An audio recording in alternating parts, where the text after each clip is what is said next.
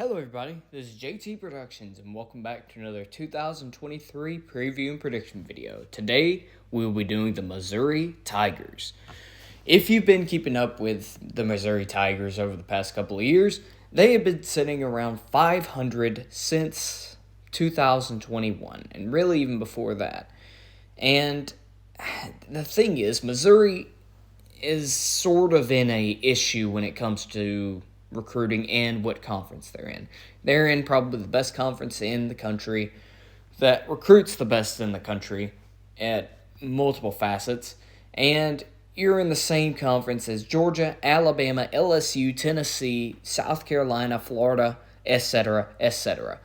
You're kind of being overshadowed when it comes to recruiting, and you don't get the best talent, but you still can win games in regards to the transfer portal, yada, yada, yada. So let's get off that ramble and go on to their schedule last year. Well, they finished 6-6, 6-7 after their bowl game in Eli Drinkwitz's third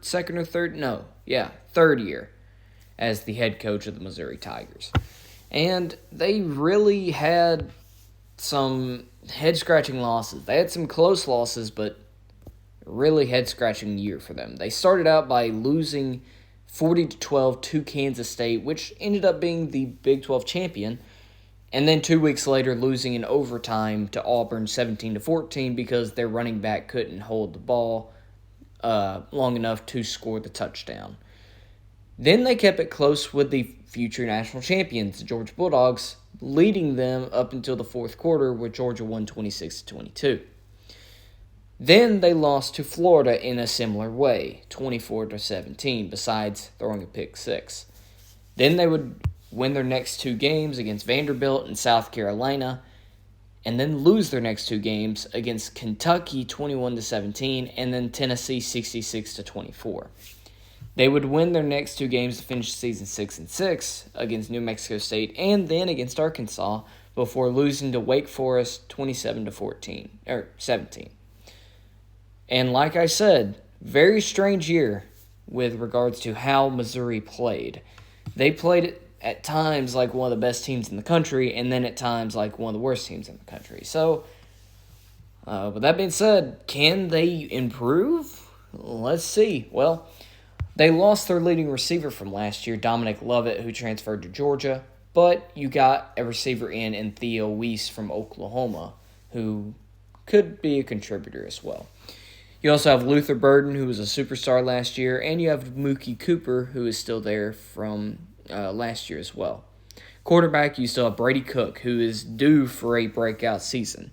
He was the starter for most of last year, and at times he looked really good, and at other times he looked really bad. So, can he put it all together? At running back, you have Cody Schrader, who was also good last year, and Nathaniel Pete. Two pretty decent running backs that can get their ground game going. Offensive line, all are seniors and graduates except for the right guard, Amanda Membao, sophomore, who, if I remember correctly, he played pretty good last year. Tight end, Tyler Stevens, and Ryan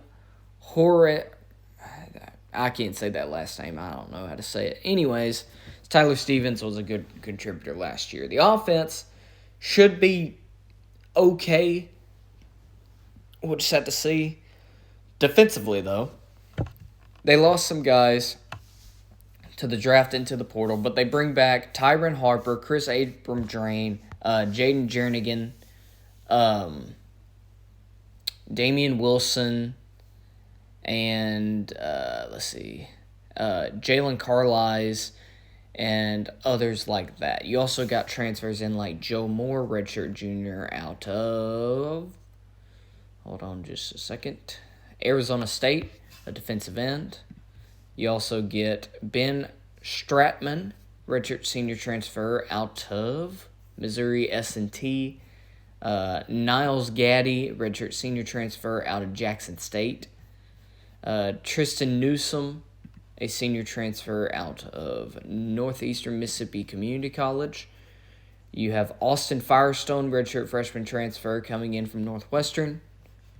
You have in the secondary, you have Sidney Williams, a redshirt junior transfer from Florida State, and Trayvez Johnson, a senior transfer coming in from Florida. So, all in all, their defense was very good last year. They were a very scrappy and physical group. If they can recreate that this year with a little bit better offense, they're going to win a lot of games. And, well, with that being said, their defense and offense, not bad talent-wise. And when we go to the schedule, we'll see if they can put it all together, in my opinion. So let's do it. Let's go to the schedule.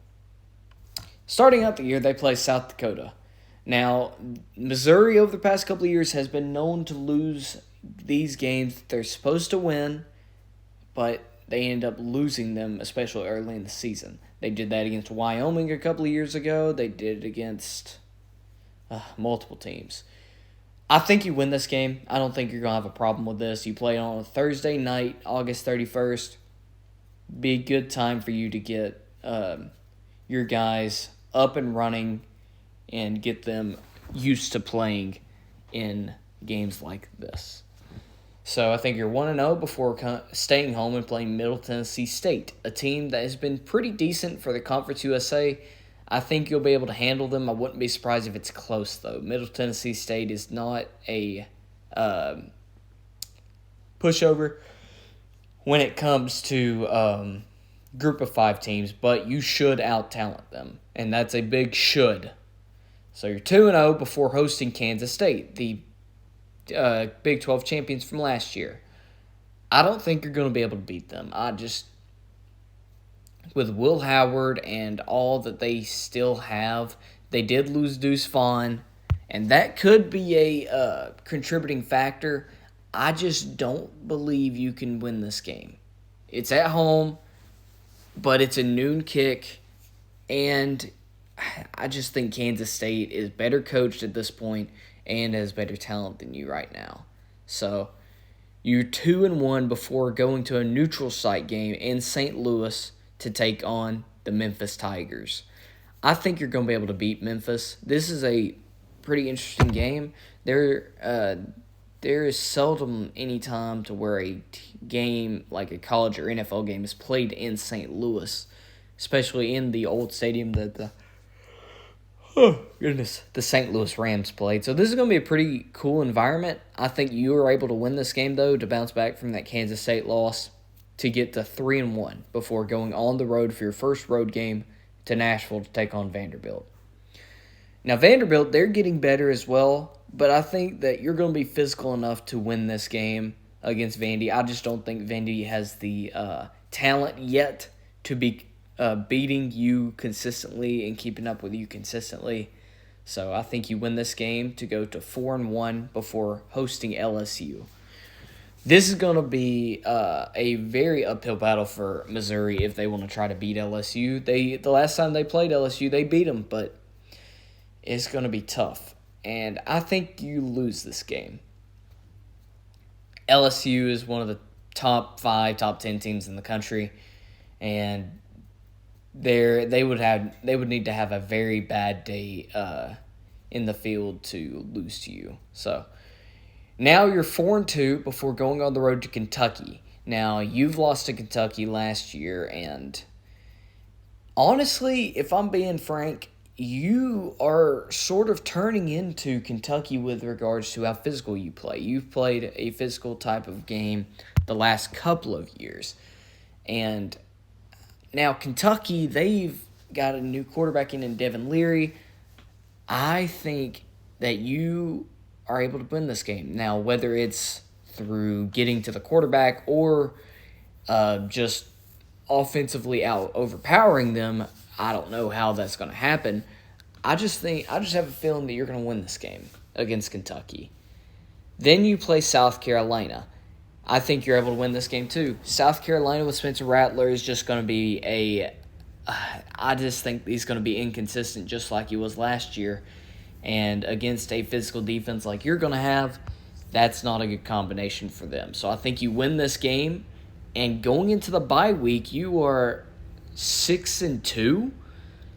And you have a date with Georgia and Athens after the bye week. This is going to be a probably a top 15 matchup if I had to guess, maybe a top 20 matchup. It's going to be an interesting environment if Missouri is 6-2 coming into this game against Georgia. And I think this ends your streak of winning. I think Georgia is able to win in Athens. You have not won a game against Georgia since 2013. You have not won a game in Athens since 2013. The games haven't been close in Athens since 2015. I think Georgia rolls in this one, and you get your third loss of the year before coming back home to play Tennessee. And sadly, you're going to have another loss that next week. Tennessee's offense is going to be too much for your defense to handle, and I think you go to 6-4 before hosting Florida. And I just have a feeling with Florida that they're going to get better as the year goes on. And with you coming off 2 back-to-back losses, I could see you coming out of that sort of sluggish and your dreams crushed with regards to having a 10-win season. I think you lose to Florida too. I think Billy Napier is going to have his guys rolling at this point, and you go to 6-5 before going on the road to Fayetteville to take on Arkansas. This game is going to be a war. Both teams want to be physical. Both teams have players that can be physical. And both teams are going to want this win bad. And I think it's going to be Arkansas that takes it.